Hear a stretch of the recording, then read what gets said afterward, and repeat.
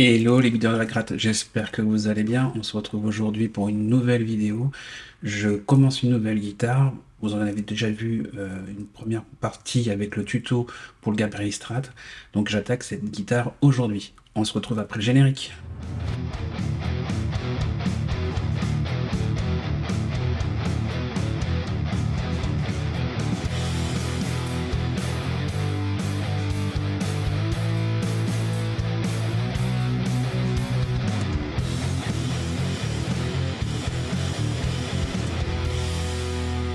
Cette guitare est pour un bon guitariste dont je vous parlerai un peu plus tard dans la série de vidéos que je fais pour cette guitare qui s'appelle Street Trash. Il m'a commandé cette guitare avec l'illustration pour un film qu'il aime beaucoup. C'est un vieux slasher, un film d'un peu de série Z qui s'appelle Street Trash, donc d'où le nom de la guitare. Et j'avais fait donc le visuel que je vous ai déjà montré dans la dernière vidéo que j'ai fait la semaine dernière. Je vous mets le lien en description là, si vous ne l'avez pas vu. Je vous remets ici le visuel. Alors, c'est un film qui est assez vieux, dans les années 80, et qui a vraiment série Z, un peu trash. Je ne l'ai pas encore vu, j'ai pas eu le temps de le voir encore, mais ça a l'air bien le délire. J'en ai déjà parlé dans la dernière vidéo, donc je vais pas en reparler là. Le visuel, on l'a travaillé ensemble avec mon client. Donc, dites-moi ce que vous en pensez en commentaire. Dites-moi si vous avez vu ça autrement. Ça m'intéresse. Pour cette guitare, il désirait partir sur une base de Strat, de forme Strat, avec la tête de manche renversée et un seul micro et un seul volume, sans pli de gamme, ce qui permettait au motif de prendre toute la place possible pour le mettre en valeur, tout simplement. Le micro humbucker, mais c'est lui qui l'a commandé, je devrais le recevoir dans les semaines ou les mois qui arrivent. J'en parlerai quand je le recevrai. A priori, c'est un très bon micro, mais ça, on en parlera dans la vidéo qui sera dédiée pour ça. Pour cette guitare et pour les prochaines, j'ai décidé d'acheter du bois brut pour pouvoir le débiter moi-même et faire mes guitares de part en part. Pourquoi acheter de son propre bois? Tout simplement pour pouvoir faire un peu d'économie au niveau des coûts des matières premières. En plus, en France, on a quand même des bons bois avec des bonnes essences de bois assez intéressantes. J'ai eu la chance de trouver un menuisier qui avait un stock de bois avec quelques essences assez sympas. Donc je me suis permis de lui acheter. Et pour le coup, en fait, ça me revient moins cher de les débiter, couper et calibré par mes soins que d'acheter directement sur des sites tels que Madhunter ou Guitar and Wood, excusez-moi, car ça a un coût. En plus, il y a les frais de port.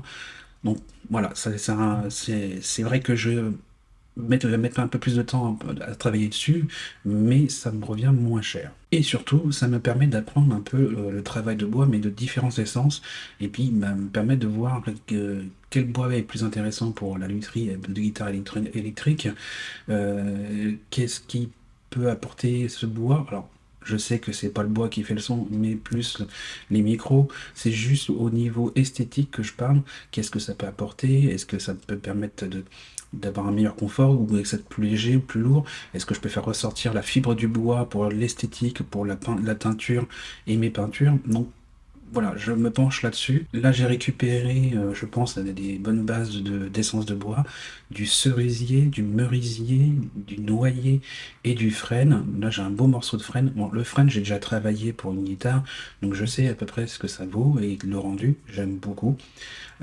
Mais sur le cerisier, le merisier et le noyer, j'aimerais bien voir un peu ce que ça donne. Et d'ailleurs, pour cette guitare, suis parti avec un morceau de cerisier. Et là, ça m'a fait découvrir que c'est assez dense et assez lourd. Donc, conclusion, pour pouvoir avoir une guitare qui soit pas trop lourde et que ce soit pas non plus autour des épaules, et tout simplement, j'ai réduit un petit peu l'épaisseur du corps de guitare pour pas que ça soit trop lourd. C'est l'une des choses qu'on peut découvrir justement avec le bois et savoir dans quelle direction aller. Pour le manche, lui, tout simplement, j'avais un morceau d'érable que j'avais acheté à un autre fournisseur. Je l'avais en stock. Ça reste de l'érable, c'est assez léger. On connaît ça dans la lutherie en général.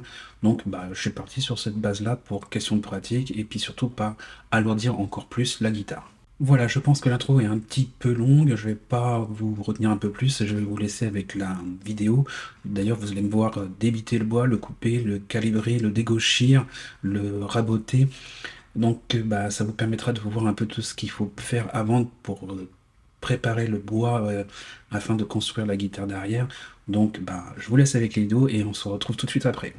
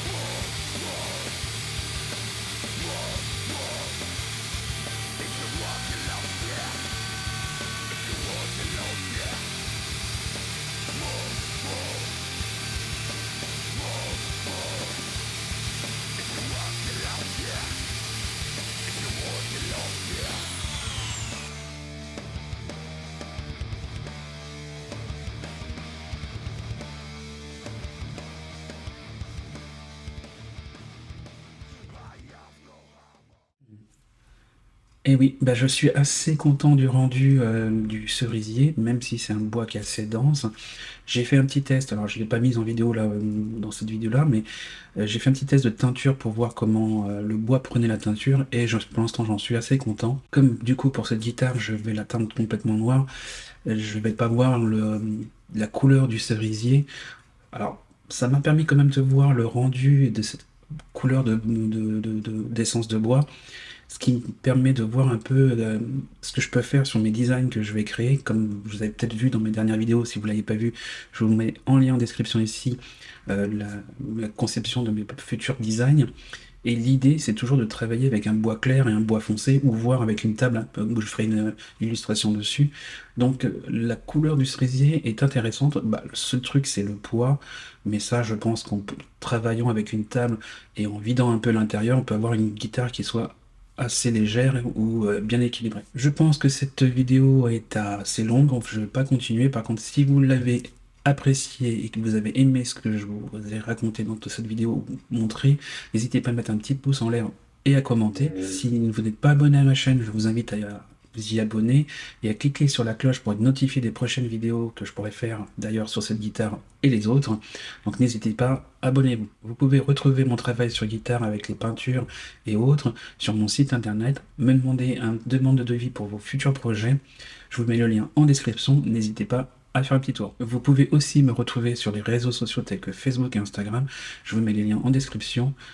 Vous pouvez voir de temps en temps quelques petits spoils sur les futures vidéos que je vais poster. Sur ce les amis, portez-vous bien, je vous dis à bientôt et que la force soit avec vous.